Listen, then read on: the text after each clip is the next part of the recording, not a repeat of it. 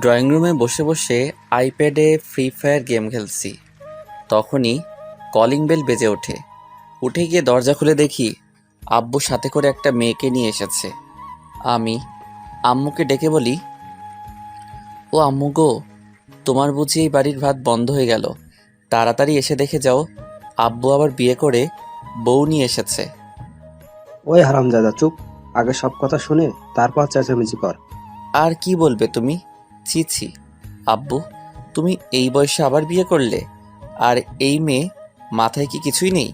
নিজের বাবার বয়সী একটা লোককে বিয়ে করেছেন। আব্বু ঠাস করে আমার গালে থাপ্পড় মেরে বলে, এনাফ। অনেকক্ষণ থেকে ফালতু কথা বলেই যাচ্ছিস। কথা আগে শুনে তারপর চেঁচামেচি করবি। আমি গালে হাত দিয়ে দাঁড়িয়ে আছি। তখনই আম্মু এসে মেয়েটাকে দেখে একটা হাসি দিয়ে বলে, আরে নীলামা, আয় ভিতরে আয়, বাইরে দাঁড়িয়ে আছিস কেন?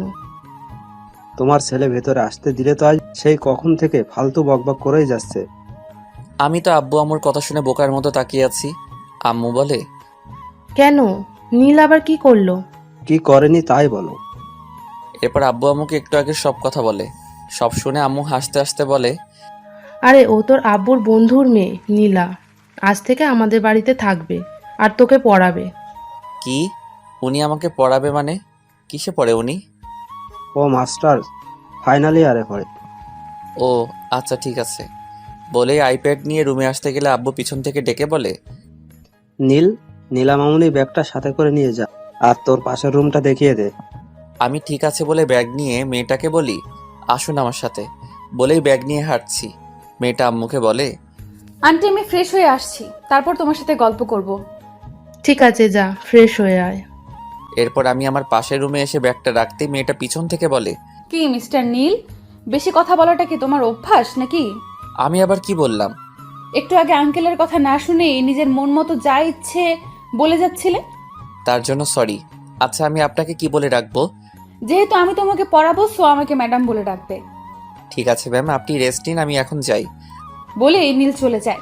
আমি একা একা হাসছি আর ভাবছি ছেলেটা দেখতে কিউট আছে, তবে কথা শুনে মনে হলো অনেক দুষ্টু।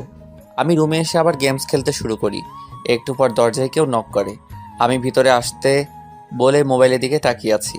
কি মিস্টার, মোবাইলে এমন করে কি দেখছো? কেউ এসেছে সেদিকে খেয়াল নেই? আরে ম্যাম আপনি আসুন বসুন। আসলে গেমস খেলছিলাম তো তাই খেয়াল করিনি। সব সময় গেমস খেলো মনে হচ্ছে। পড়াশোনা করো কখন তুমি? যখন পড়ার সময় হয় তখনই পড়ি ম্যাম। তা আপনি কোন ভার্সিটিতে অ্যাডমিশন নিয়েছেন? তোমার ভার্সিটিতেই। আগের ভার্সিটি থেকে